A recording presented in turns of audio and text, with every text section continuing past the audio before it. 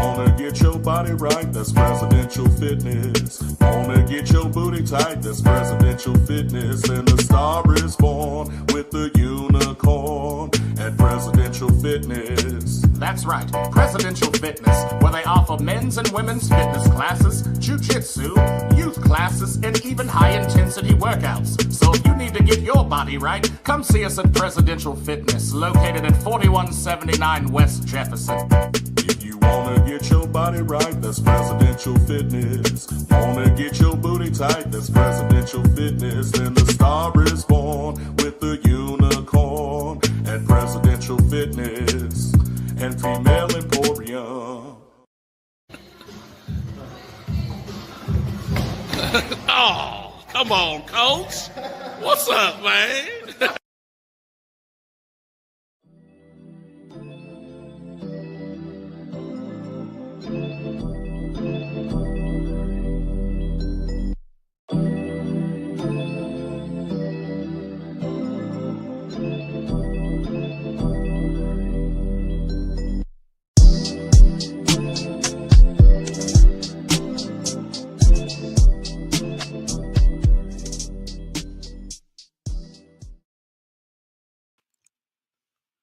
What up, Hood Morning America? And it's your host, Trash Pandacoot, up in this mud. February 2nd, 2026. Welcome to Black History Month. You feel me? Once again, we will be discussing everything from a melanated standpoint, you dig? If you like what you hear, go on, hit that subscribe, like, follow, share, all the things that help us creators, get out to the world and the people. So our outline today is we'll be discussing the Sonia Massey sentencing. We have a century of Black history to talk about, as well as TikTok Black History Month. We'll then go over to 217 Local Vibes and talk about the UIS opening ceremony, as well as farm to table funding and the 1908 projects. And as far as culture and tech, we're going to talk about engagement for the word John. You know what I'm saying?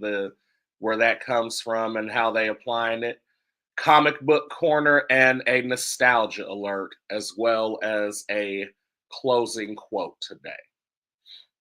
So we're going to hit up another sponsor before we get all up in that, and we will be right back. You feel me? Laddies, are you getting beat up in school? Your stepfather giving you the business? Maybe your mom is keeping your home chocker-blocked full of chiselers. If you want to learn self-defense and just be an all-around badass, come down to McGregor McKnuckle Pits and learn the McKnuckle Pit method. Certain punch. What, you want to steal my potato?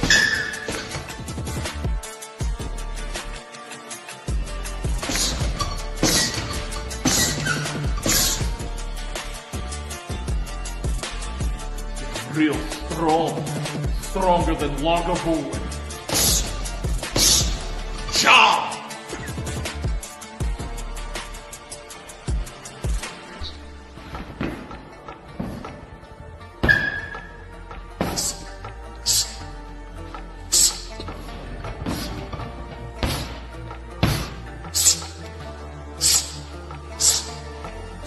I'll do you just the same one. John!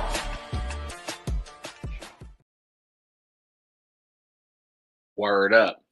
And we are back. So, to jump it off today, we going into the Sonia Massey sentencing, a major local update for Springfield. Former Deputy Sean Grayson was recently sentenced to 20 years for the 2024 killing of Sonia Massey. and we are going to discuss that. We're moving from a big picture to something deeply personal for our community in Springfield. We've been following Sonya Massey since day one, and this past week we finally saw a measure of accountability in the courtroom. Former Deputy Sean Grayson, the man who took Sonya Massey's life in 2024, has been sentenced to 20 years in prison. 20 years, y'all. For those that are new to the story or need a refresher, Sonya Massey, a beloved mother of the community member, was killed during a routine traffic stop in Springfield 2 years ago. It wasn't a traffic stop. She called him to the crib, to her house. Traffic stop makes it seem like they was out in the car or something. So I'm just, clarifying that.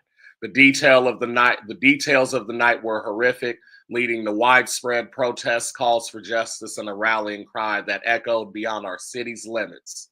After a grueling trial, Grayson was convicted of reckless homicide.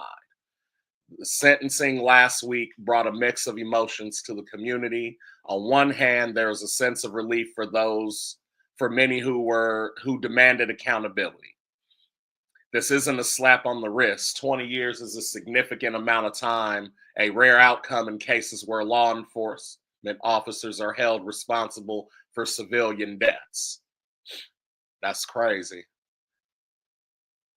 It's a significant amount of time and a rare outcome in cases where law enforcement officers are held responsible for civilian deaths. A rare outcome. That's crazy.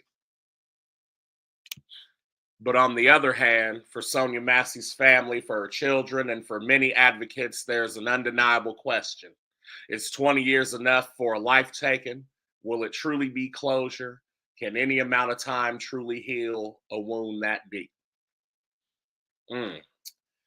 Speaking with some members of the Illinois Black Caucus following the sentencing, and the general sentiment is that while this conviction and sentence are a step forward, they underscore how much further we still have to go in achieving true law enforcement accountability. They emphasize that this case should not be an anomaly, but a standard when officers abuse their power.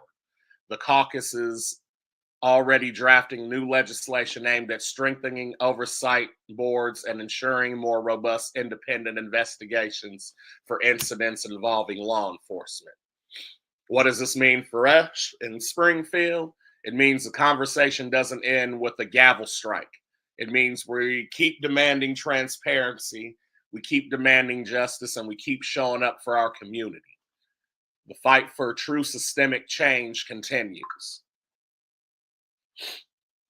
We want to hear from y'all on this. What does the Sonya Massey sentencing mean to you and your family? Hit us up on socials, hashtag Hood Mourning America, DM us, come on and comment, you know what I'm saying? We will respond to everything.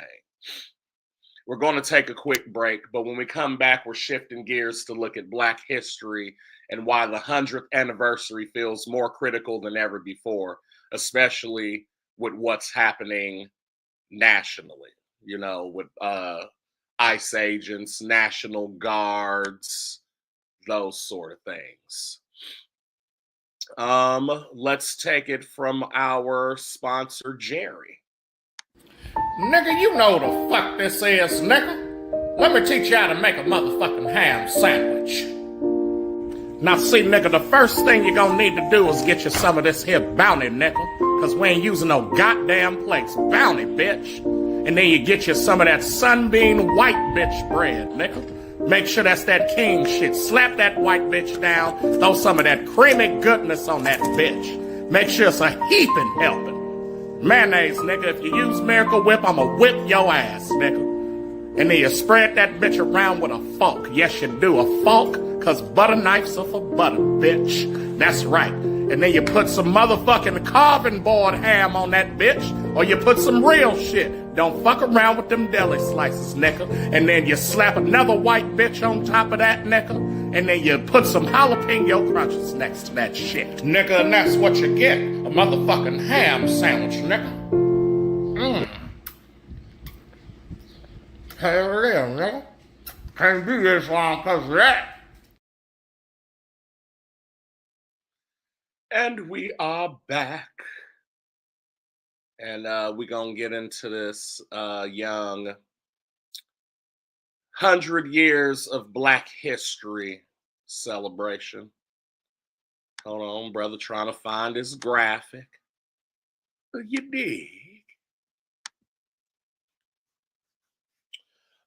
So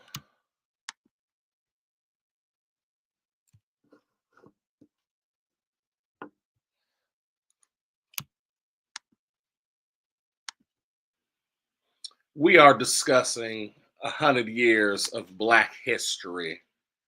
Welcome back. Before the break, we was focused on a very critical and immediate issue for our local community. Now we're going to pull back a bit because this February isn't just about Black History Month. This year marks exactly 100 years since Dr. Carter G. Woodson, a brilliant historian, author, and educator, first launched Negro History Week back in 1926. A full century, one full century. Think about that, 100 years ago.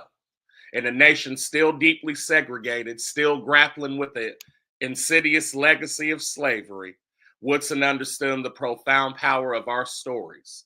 He saw that if Black children, if all children, didn't learn about the achievements, struggles, and contributions of African Americans, our history would remain invisible, distorted, or worse, forgotten.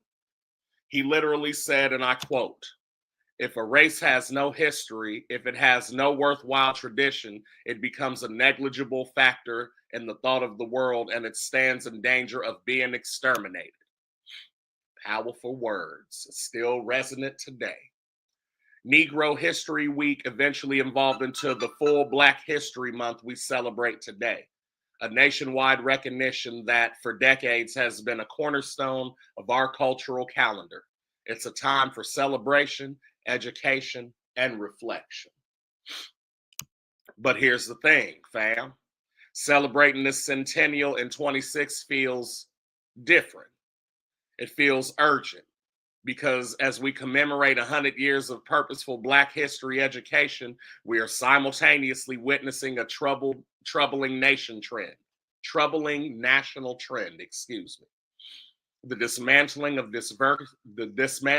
of diversity, equity, and inclusion, or DEI initiatives, and frankly, a direct attack on how Black history is taught and presented in our institutions.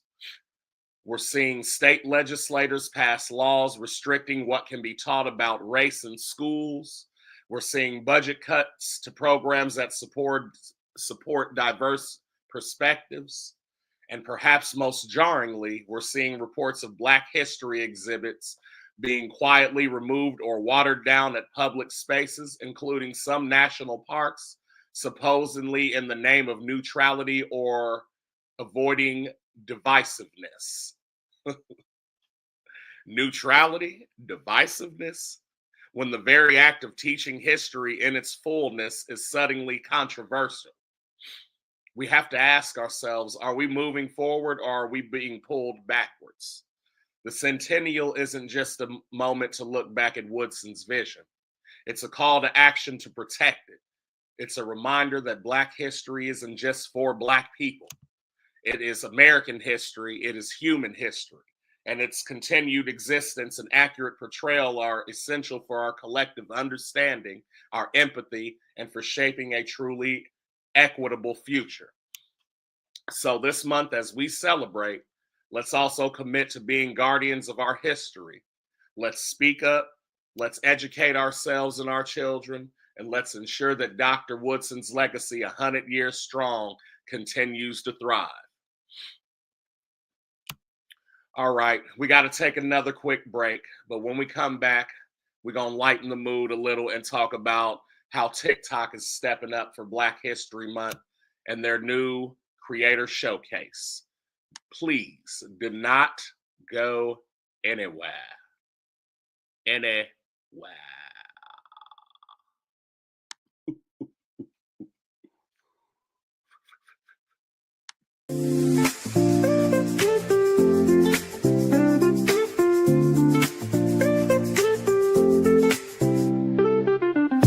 Wanna come home to clean, wanna see it sparkling clean, yeah, pure clean, pure clean. Let us get it clean for you, we know you got better things to do, so just let us pure clean.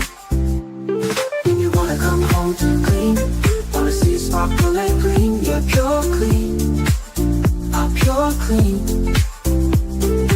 Let us get it clean for you, we know you got better things to do, so just let us pure clean. Sparkle up your space with Pure Clean. Serving Springfield, Illinois, we offer top-notch commercial and residential cleaning services. From offices to homes, we make every corner shine. Call 217-441-3109 for a free quote today. Pure Clean, where clean meets perfection. Ooh, where clean meets perfection, and there was real shit on that floor.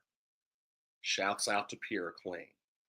Now, about to shift our young girls to talk about this TikTok.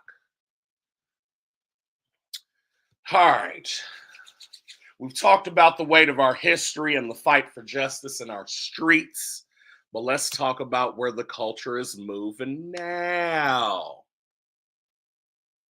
You feel me?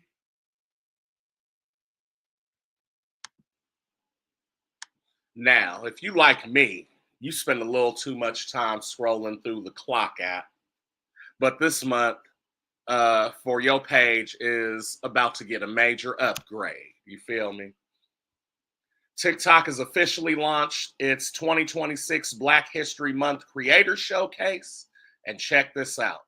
This isn't just a regular campaign. They are celebrating 5 years of the Black TikTok community.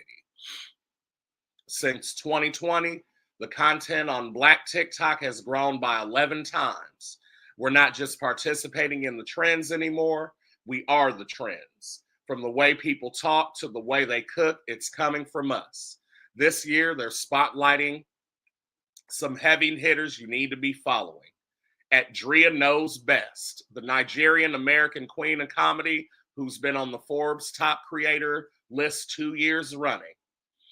At Joel Burvell, also known as the medical mythbuster. He's a physician using his platform to uncover racial disparities in healthcare, literally saving lives one TikTok at a time. And at One Stop Chop, for my foodies, Davin Gates is serving up recipes and real talk about mental health for veterans. But here's why it matters for us in 217. TikTok just went through a major ownership change here in the US. And there's a lot of fear that we lose the digital green book, this space where Black business and creators actually get paid. Seeing them double down on this showcase is a sign that our digital footprint isn't going anywhere. So your homework for this morning, go follow a new Black creator today. Support a Black-owned business on TikTok Shop. Let's make sure that Buy Black energy stays viral all month. Coming up next, we're wrapping up things with a little nostalgia for the gamers and a quote to get your mind right for the day. Stick around. It's Hood Morning America. You dig? And now a word from our sponsors.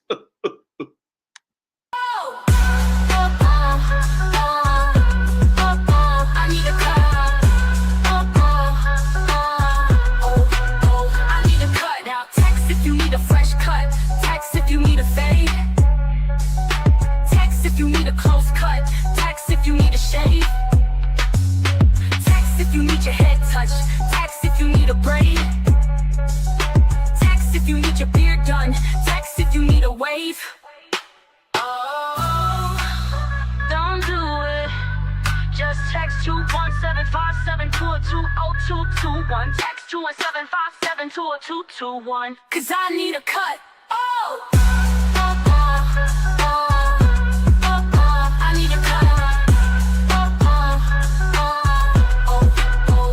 a cut. I need a cut. Oh, I need a cut. Yeah, shouts to Text the Cut for sponsoring. Now we're going to come up to the 217 wrap up, and then we're going to close out after that. Before we get out of here, though, and start our work week, I got to make sure your calendar is set. We talk a lot about history, but history is happening right now on the corner of 6th and East John. Tonight, Monday, February 2nd at 6 p.m., the University of Illinois Springfield is holding its Black History Month opening ceremony in the Student Union North Ballroom. They're doing a candlelight vigil to honor the culture and the excellence that came before us.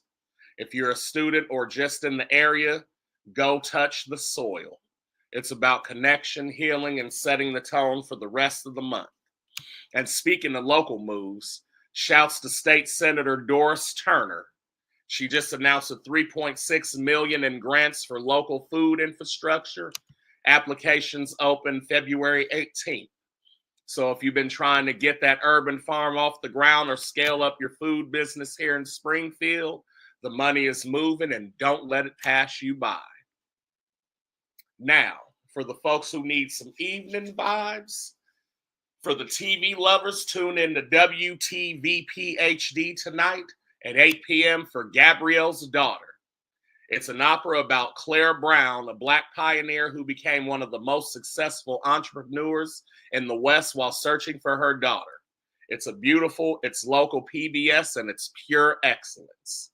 And for all the geeks, check out the local comic shop on Wednesday. Batman / Static Beyond #3 hits the shelves. We're seeing Virgil Hawkins, our boy Static, trying to save Dakota City from a tech villain named Shutdown. Seeing a black lead in the Beyond universe, that's kind of a future we'd like to see. Woo! Well, we're leaving you today with a word from Arthur Schomburg. All right? And it says, the American Negro must remake his past in order to make his future.